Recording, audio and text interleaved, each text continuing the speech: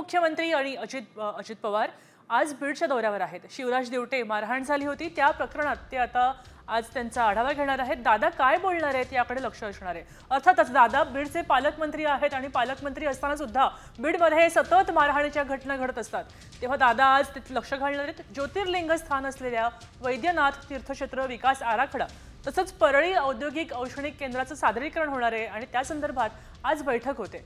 त्यासाठी पंकजा मुंडे सुद्धा आहेत, आमदार धनंजय मुंडे सुद्धा या ठिकाणी उपस्थित राहणार आहेत। या बैठकीआधी अजित पवार, मंत्री पंकजा मुंडे, धनंजय मुंडे वैद्यनाथाचे दर्शन घेतील आणि त्यानंतर तीर्थक्षेत्र विकास योजनेअंतर्गत सुरू असलेल्या विकास कामांची पाहणी करतील।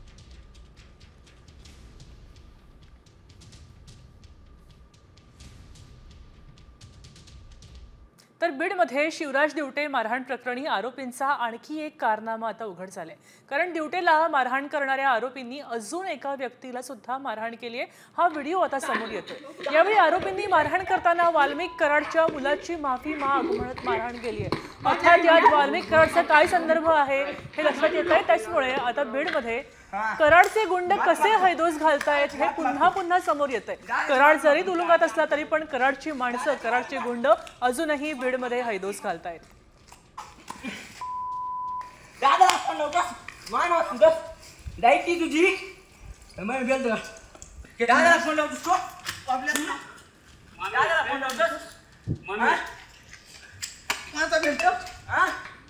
बीडला शिवराजला मारहाण झाली। आता याच प्रकरणामध्ये एक नवीन ट्विस्ट आलंय, कारण देवटे मारहाण प्रकरणामध्ये आणखी एक धक्कादायक व्हिडिओ समोर आलाय।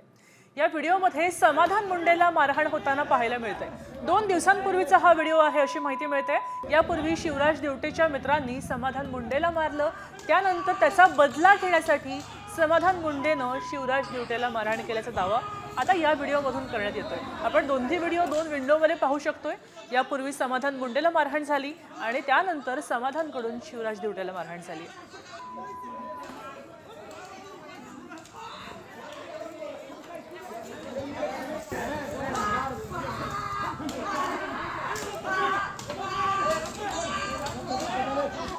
पुढची बातमी आहे दहिसरमधून, कारण दहिसरच्या गणपत पाटील नगरमध्ये तिहेरी हत्याकांडाने आता खळबळ उडाली आहे। दहिसरमध्ये तिघांचं हत्याकांड झालंय। जुन्या वादातून ही हत्या झाली आहे। हाणामारी झाली आणि या हाणामारीमध्ये तिघांचा मृत्यू झाला। गुप्ता आणि शेख कुटुंबात कोयता आणि धारधार चाकूने तुफान हाणामारी झाली आणि या तुफान हाणामारीमध्ये 3 व्यक्तींचा मृत्यू झाला। दहिसरमधली ही घटना आहे। अरविंद गुप्ता, राम गुप्ता आणि अमित शेख या तिघांची हत्या या हत्याकांडात झाली आहे। अर्थात या हत्याकांडानंतर परिसरामध्ये तणाव होता, पोलिसांचा बंदोबस्त तैनात होता। अजून चौकशी पुढे पोलीस करतायत। MHB पोलीस ठाण्यामध्ये याबाबत आता गुन्हा दाखल केलेला आहे, पण तिघांचा मृत्यू झालाय आणि त्याचं नेमकं कारण काय आहे ते अजूनही समोर आलेलं नाहीये। एक जुना वाद होता आणि त्यातून ही हत्या झाली। तर भिवंडीमध्ये ढाब्यावर 2 गटामध्ये जोरदार हाणामारी झाली आहे। मुंबई नाशिक महामार्गालगत वडपा येथे एका शालीमार ढाब्यावर जेवणासाठी थांबले होते। हे 2 ग्राहक थांबले होते आणि त्यांच्यामध्ये काही वाद झाला। या ढाब्यावरील कर्मचारी भांडण सोडवायला गेले, मध्यस्थी करायला गेले, मात्र त्याचा काहीही उपयोग झाला नाही। त्या ठिकाणी स्टाफ आणि ग्राहकांमध्ये सुद्धा त्या दरम्यान जोरदार राडा सुरू झाला। हा सगळा प्रकार एका व्यक्तीने आपल्या मोबाईलमध्ये चित्रित केलाय। सध्या भिवंडी तालुका पोलीस ठाण्यामध्ये गुन्ह्याची नोंद केली आहे आणि पुढचा तपास आता पोलीस करतायत।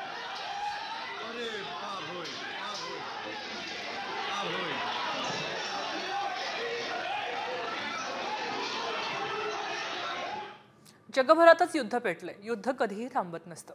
रशिया आणि युक्रेन युद्ध अजूनही थांबत नाहीये। आता रशियानं युक्रेनवर 273 ड्रोन दागले आहेत। या 3 वर्षातल्या सगळ्यात मोठा हा हल्ला आपला म्हणला जातोय।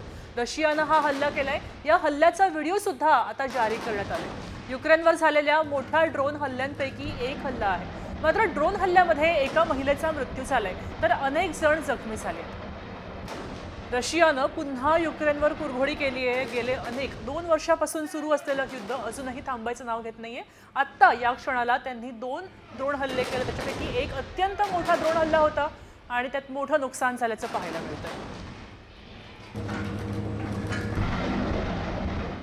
तर दुसरीकडे डोनाल्ड ट्रम्प उघडपणे दहशतवादाला पाठिंबा देत आहेत का असा सवाल आता उपस्थित होतोय, कारण त्यांनी व्हाईट हाऊस धार्मिक स्वातंत्र्य आयोगाच्या सल्लागार मंडळाचे सदस्य म्हणून 2 जिहादींची नियुक्ती केली आहे। इस्माईल रॉयल आणि शेख हमजा युसुफ अशी या दोघांची नावे आहेत। तर पत्रकार लॉरा लूमर यांनी एक्सवर हा खुलासा केला आहे आणि त्याबाबत त्यांनी प्रश्न विचारले आहेत। रॉयलने दहशतवादाशी संबंधित आरोपावरून 13 वर्ष तुरुंगात पाठवली आहेत। अमेरिकेविरुद्ध युद्धाचा कट रचणं, अल कायदा आणि लष्कर ए तैयबा यांना पाठिंबा देणं तसंच दहशतवादी कारवायांमध्ये सहभागी असल्याचा आरोप या रॉयलवर आहे आणि आता यांचीच नियुक्ती ट्रम्प यांनी केली आहे। तेव्हा याच रॉयची आता व्हाईट हाऊसमध्ये सल्लागार म्हणून नियुक्ती झाली आहे। तेव्हा ट्रम्पचा नक्की निर्णय काय आहे? ट्रम्प पाकिस्तानला पाठीशी घालतो की दहशतवादाला पाठीशी घालतो हा सुद्धा सवाल आता उपस्थित होतोय। दुसरीकडे जम्मू काश्मीरमध्ये सुरक्षा दलांनी दहशतवादाविरोधात आता तीव्र कारवाई केली आहे। शोपियानमध्ये सुरक्षा दलांनी दहशतवाद्यांच्या 2 साथीदारांना अटक केली आहे। या दरम्यान मोठ्या प्रमाणात शस्त्र आणि दारुगोळा जप्त केला, तर अनेक इलेक्ट्रॉनिक उपकरणे सुद्धा जप्त करण्यात आली आहेत।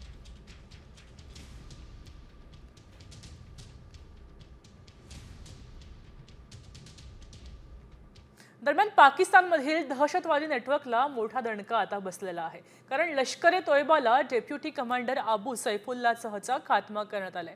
पाकिस्तानच्या सिंध प्रांतात अज्ञात व्यक्तीनं सैफुल्लाहला गोळ्या घातल्या, गोळ्या घालून ठार केलंय। 2006 मध्ये नागपूरच्या RSS मुख्यालयावर झालेल्या हल्ल्यामध्ये सैफुल्लाहनं महत्त्वाची भूमिका बजावली होती।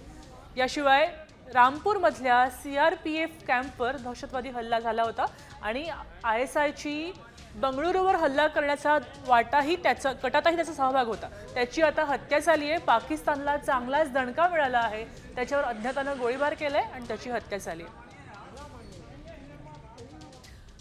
दहशतवादी सैफुल्लाह कोण आहे? तर लष्कर ए तोयबाशी संबंधित मोठा दहशतवादी आहे। भारतात त्यांची घुसखोरी आणि आर्थिक मदत करण्याचा त्याच्यावर आरोप आहे। 2006 मध्ये नागपुरातल्या RSS मुख्यालयावर त्यांनी हल्ला केला, त्यात मोठी भूमिका होती। रामपूरमध्ये CRPF कॅम्प दहशतवादी हल्ला आणि बंगळुरूमध्ये जो झाला होता। नेपाळमध्ये सुद्धा लष्कर ए तोयबाच्या संपूर्ण मॉड्यूलची जबाबदारी त्याच्यावर होती। दरम्यान भारताला ज्यांनी माहिती दिली त्या कर्नल सोफिया कुरेशींवर वादग्रस्त टिप्पणी करण्यात आज सुप्रीम कोर्टात सुनावणी होणार आहे। हायकोर्टानं गुन्हा दाखल करण्याचे आदेश दिल्यानंतर मध्य प्रदेशचे मंत्री विजय शहा यांनी सुप्रीम कोर्टात धाव घेतली होती आणि याचिका दिली होती। त्या शहा यांच्या विधानावरून कोर्टानं नाराजी व्यक्त केली होती। मंत्र्यांना असे विधान शोभतात का असा सवाल सुप्रीम कोर्टाने विचारला होता आणि त्यामुळे आज त्यांच्या आजच्या सुनावणीमध्ये विजय शहांना दिलासा मिळणार आहे का हे पाहावं लागणार आहे। सुनावणी नक्की कोणाच्या बाजूने होईल, काय अपडेट्स येतील हे पाहावं लागणार आहे। काही कागदपत्र सादर करण्यासाठी शहांच्या वकिलांनी 2 दिवसांचा वेळ मागितला होता, मात्र आज त्याची सुनावणी होणार आहे।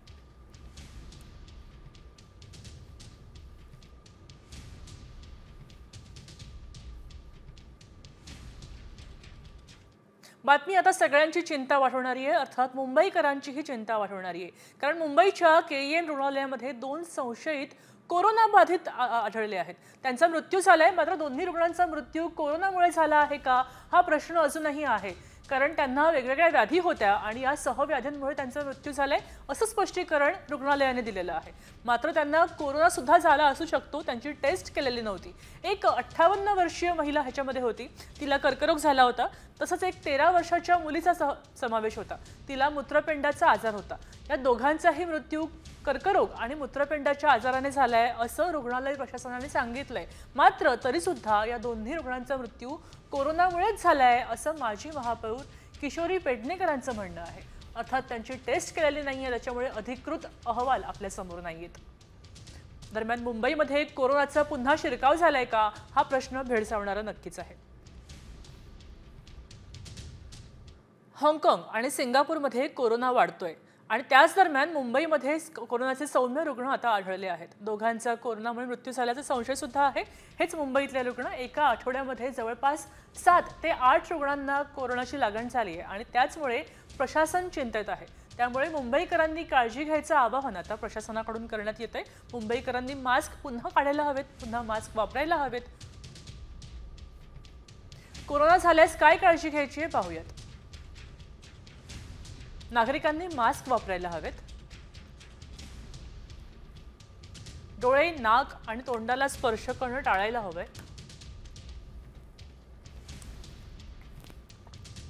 वारंवार हात धुवायचे, स्वच्छता बाळगायची आहे,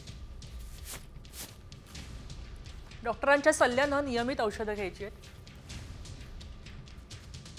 हलक्या आणि पौष्टिक अन्नपदार्थांचा आहारात समावेश करायचा आहे. अत्यंत धक्कादायक बातमी आहे IPL मधून, कारण आता IPL मध्ये सुद्धा कोरोनाचा शिरकाव झाला आहे. काव्या मारनचा सनरायझर्स हैदराबाद ही टीम होती. या टीम मधल्या ट्रेव्हिस हेडला कोरोना झालाय. त्याची कोरोना टेस्ट पॉझिटिव्ह आली आहे आणि त्यामुळे आता तो आजच्या होणाऱ्या मॅच मध्ये खेळणार नाहीये. दरम्यान याच टीम मध्ये आणखीन कोणाला कोरोनाची लागण झाली आहे का, प्रॅक्टिस दरम्यान सरावादरम्यान आणखीन कुठे शिरकाव झालाय का, हे पाहणं महत्त्वाचं ठरणार आहे.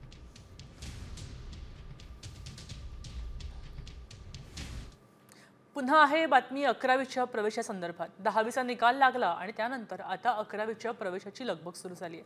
सगळे विद्यार्थी आजपासून कुठे प्रवेश घ्यायचा आहे हे विचार करतायत. आजपासूनच 11वीसाठी ऑनलाईन प्रवेशाची प्रक्रिया सुरू होते. प्रवेश अर्ज भरण्यासाठी विद्यार्थ्यांना 10 ते 15 दिवसांचा काळ मिळणार आहे. 19 ते 28 मे पर्यंत ही प्रक्रिया सुरू असेल. त्यानंतर पहिली तात्पुरती गुणवत्ता यादी जाहीर होईल. त्यामध्ये विद्यार्थ्यांना त्यांचं पहिलं कॉलेज कळेल. त्यानंतर विद्यार्थी नाखुश असल्यास पुढच्या फेरीमध्ये सुद्धा ते अप्लाय करू शकतात. मुख्य 3 प्रवेश फेऱ्या आणि आवश्यकतेनुसार विशेष प्रवेश फेरीचे सुद्धा आयोजन केलं जाईल आणि त्यानंतर त्याचा अहवाल प्रसिद्ध होईल. संकेतस्थळ कोणतं असेल तर MahaFYJCMission.in या संकेतस्थळावरून आजपासून 11वीचे प्रवेश अर्ज आपण भरू शकता. प्रवेश अर्ज 28 मे पर्यंत भरता येणार आहेत. तर 30 मेला तात्पुरती गुणवत्ता यादी जाहीर होणार आहे, पहिली गुणवत्ता यादी. 3 जूनला अंतिम गुणवत्ता यादी जाहीर होईल. 5 जूनला गुणवत्ता यादीवर आधारित प्रवेश वाटप होईल. त्याला शून्य फेरी असंही म्हणता येईल.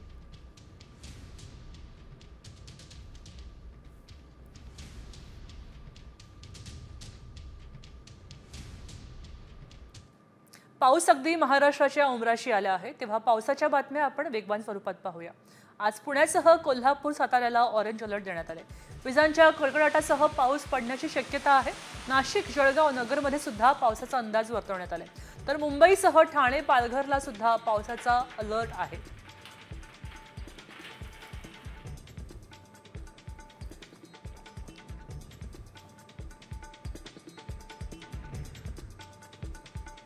लातूरच्या रेणापूर तालुक्यात इंदरठाण्यात वीज पडून एका शेतकऱ्याचा मृत्यू झालाय. गुणाजी किसन कदम असं 60 वर्षीय शेतकऱ्याचं नाव आहे.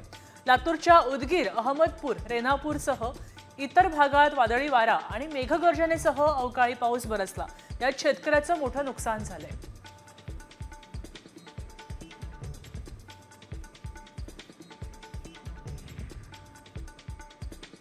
नाशिकच्या येवल्यात अवकाळी पावसानं धुमाकूळ घातला आहे.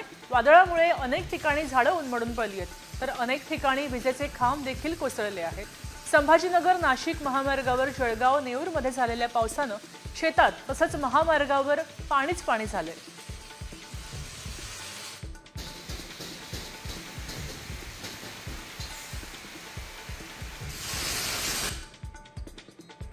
रायगडच्या महाडमध्ये उपमुख्यमंत्री अजित पवारांच्या सभेपूर्वी अवकाळी पावसानं हजेरी लावली. महाडमध्ये विजांच्या कडकडाटासह तुफान पाऊस बरसला.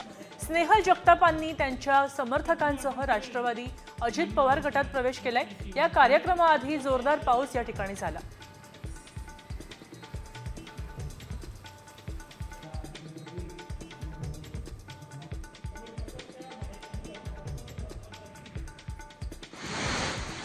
सिंधुदुर्ग जिल्ह्यामध्ये अवकाळी पावसानं हजेरी लावली आहे. सावंतवाडीसह कुडाळ, कणकवली तालुक्यात जोरदार पाऊस बरसलाय. अवकाळी पावसानं आंबा बागांना झटका बसण्याची शक्यता आहे. मात्र उकाड्याने हैराण झालेल्या नागरिकांना काहीसा दिलासा या पावसानं मिळाला.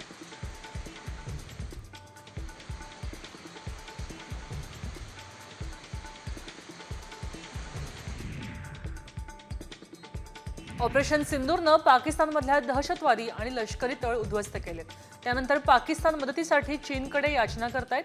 पाकिस्तानचे परराष्ट्र मंत्री इशाक डार सोमवारी चीनचा दौरा करणार आहेत. त्या दौऱ्यावर पाकिस्तान आणि चीनमध्ये द्विपक्षीय चर्चा होईल. पाकिस्तान चीनकडे आर्थिक आणि राजनैतिक मदतीच्या अपेक्षेने पाहत आहे.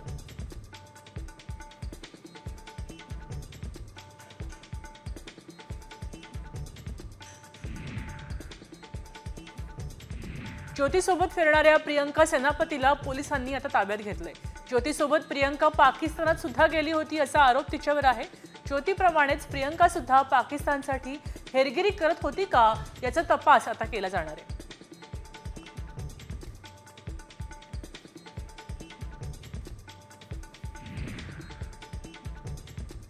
पाकिस्तानच्या ISI साठी हेरगिरी केल्याच्या आरोपाखाली एकाला अटक केली आहे। रामपूरमधून शहजाद नावाच्या व्यक्तीला अटक केली आहे। भारत आणि पाक सीमेवरून हा वस्तूंची तस्करी करायचा, याच तस्करीवर वापर करून ISI एजंटला संवेदनशील माहिती शेअर करत होता। तसंच हेरगिरी करताना काही व्यक्तींना पाकिस्तानात पाठवल्याची माहिती सुद्धा आता समोर येते।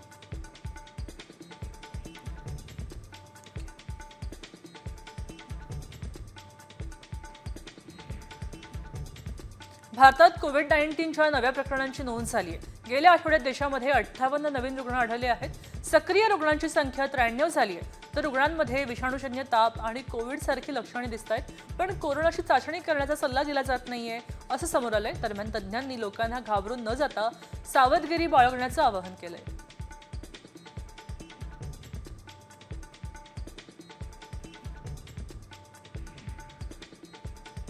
कोरोनानं पुन्हा एकदा आशियाई देशांमध्ये डोकं वर काढलंय।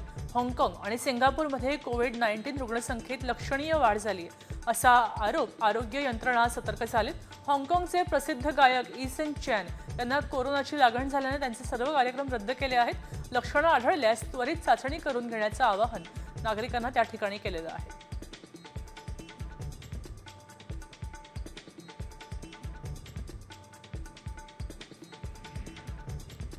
भाजप आमदार सुरेश धसांनी पीडित शिवराज दिवटेंची भेट घेतली आहे। जरांगेंच्या भेटीनंतर सुरेश धसांनी दिवटेंची भेट घेतली आहे। बीडमधल्या खुनांचा आणि मारहाणींचा घटनांचा सुरेश धस यांनी पाढा वाचले।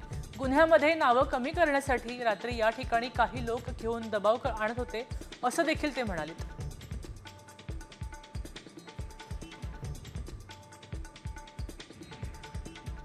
आमदार धनंजय मुंडेंनी पीडित शिवराज दिवटेची भेट घेत त्याच्या प्रकृतीची चौकशी केली आहे। दिवटे हे आमच्या कुटुंबातील सदस्यांसारखं आहे। या सगळ्या प्रकरणाचा तपास पोलीस नक्की करतील असं मुंडेंनी म्हटले। दिवटेला टोकवाडी परिसरामध्ये 15 ते 20 जणांनी मारहाण केली होती।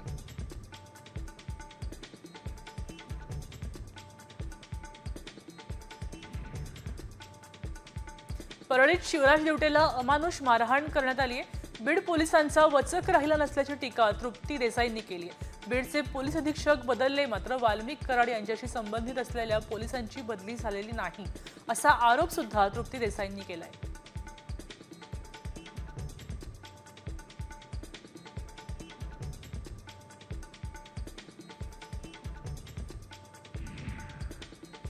बोईसरच्या तारापूर MIDC मध्ये कॅमलिन कंपनीत गॅस गळती झाली आहे। डायनिफिल सल्फेट वायूची गळती झाल्यानं 10 कामगार जखमी आहेत। कंपनी आणि व्यवस्थापनाच्या निष्काळजीपणातून कामगारांच्या जीवाशी खेळ होतोय असं समोर आलंय। तसंच जखमी कामगारांवर रुग्णालयामध्ये उपचार सुरू आहेत।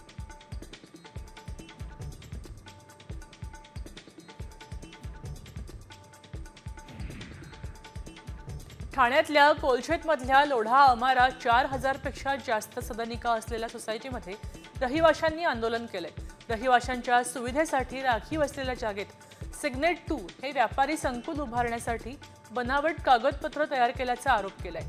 याबाबत उपनिबंधकाकडे तक्रार करण्यात आली आहे। विकासकाला नोटीस बजावली आहे।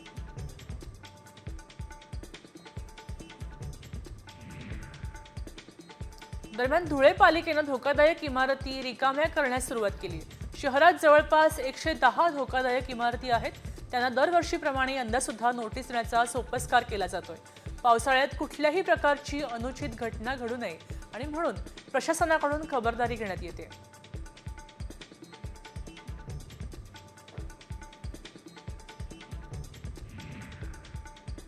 नागपूर मध्यवर्ती कारागृहात कैदी शासकीय मेडिकल रुग्णालयातून उपचारादरम्यान पसार झालाय।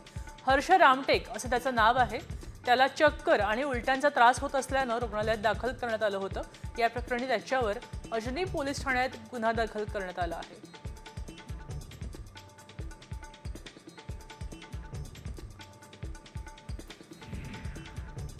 बुलढाण्याच्या देऊळघाटात अधिकृत दारूची दुकानं नसताना देखील अवैधरित्या दारूची विक्री होते, याकडे प्रशासन दुर्लक्ष करत असल्याचा आरोप आता नागरिकांनी केलाय।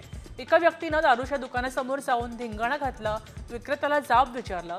तसंच प्रशासनाकडून ही दारूची अवैध दुकानं बंद होणार नाहीत का, याकडेही गावकऱ्यांचं लक्ष लागले।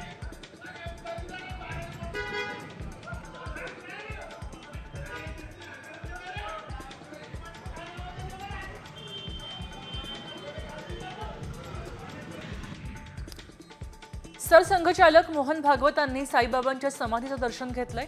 भागवतांच्या हस्ते साईबाबांची पाद्यपूजा संपन्न झाली आहे। साई दर्शनानंतर मोहन भागवतांनी राष्ट्रीय स्वयंसेवक संघाच्या कार्यकर्त्यांशी संवाद साधला।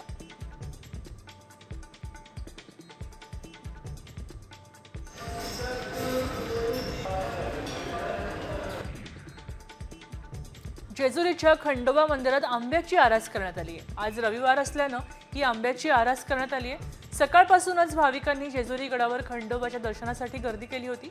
आंब्याची आरास करण्यासाठी 121 डझन आंब्यांचा वापर केला आहे।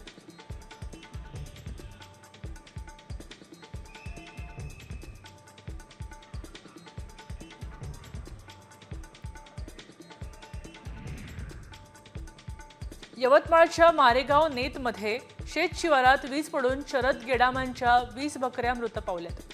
यात शरद गेडाम किरकोळ जखमी झालेत। दरम्यान शेतकऱ्यांचे यामध्ये लाखो रुपयांचं नुकसान झालंय। त्यांना नुकसान भरपाई देण्यात यावी अशी मागणी शेतकऱ्यांकडून केली जाते।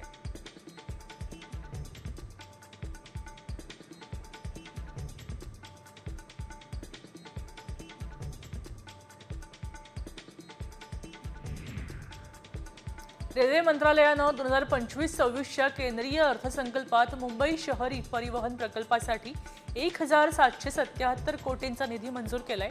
हा निधी मागच्या वर्षी 789 कोटींच्या तुलनेत 125% वाढलाय आणि त्यामुळे रेल्वे संबंधित कामांना गती मिळणार आहे। या निधीच्या माध्यमातून कनेक्टिव्हिटी सुधारेल आणि प्रवाशांना अधिक सुविधा मिळतील।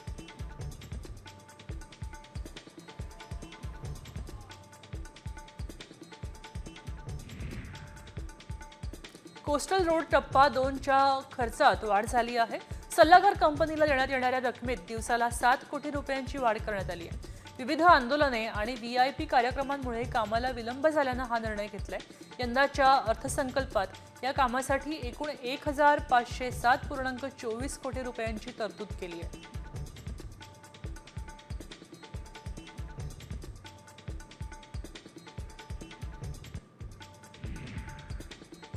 मेट्रो 3 मार्गिकेवरील BKC ते आचार्य अत्रे चौक टप्पा सेवेत दाखल झालाय। मात्र भुयारी मेट्रो प्रवासादरम्यान नेटवर्क नसल्यानं मोबाईल सेवा ठप्प झाली आहे। त्यामुळे वोडाफोनने काही दिवसांपूर्वी मेट्रो 3 मार्गिकेवरील नेटवर्क सेवा पुन्हा सुरू केली आहे। प्रवाशांना दिलासा मिळालाय।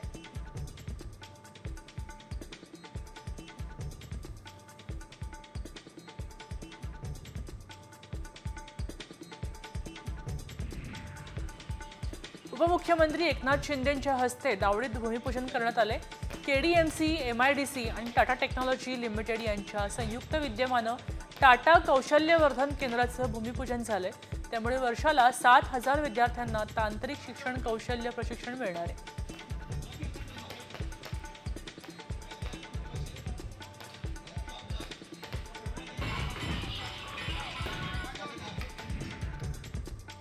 मावळच्या तळेगाव दाभाडे बस आगारात नव्यानं 5 बस दाखल झाल्या आहेत। मावळचे आमदार सुनील शेळके यांना वारंवार नागरिकांनी निवेदन दिल्यावर अखेर 5 बसेस उपलब्ध करून दिल्यात। परिवहन विभागानं मावळला 10 नव्या बस गाड्या मंजूर केल्या असून त्यापैकी 5 गाड्यांचं लोकार्पण झालंय, तर उर्वरित गाड्या लवकरच उपलब्ध होतील अशी माहिती त्यांच्याकडून मिळते।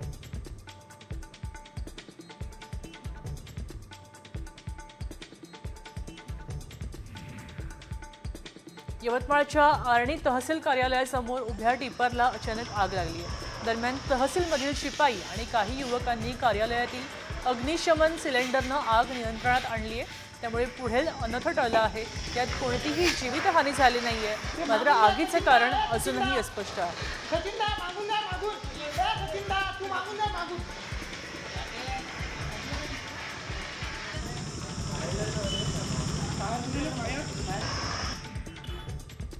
सोलापुरातील अक्कलकोट रोड MIDC मध्ये लागलेल्या आगीत 8 कामगारांचा मृत्यू झाला। या आगीमध्ये कारखान्याच्या मालकासह त्यांची सून, मुलगा आणि नातवाचा मृत्यू झालाय, तर अन्य 3 कामगारांचा मृत्यू झालाय। सेंट्रल इंडस्ट्री या कारखान्याला मध्यरात्री 3च्या सुमारास भीषण आग लागली होती। या आगीमध्ये अडकलेल्या 5 जणांना अग्निशमन जवानांनी बाहेर काढले।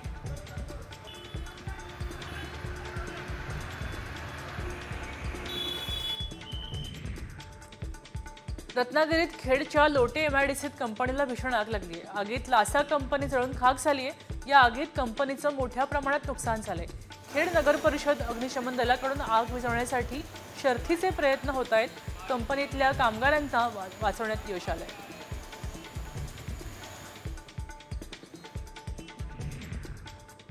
बातमी मोठी आहे, कारण ऑपरेशन सिंदूर नंतर आता नागपूर पोलीस सतर्क झाले आहेत।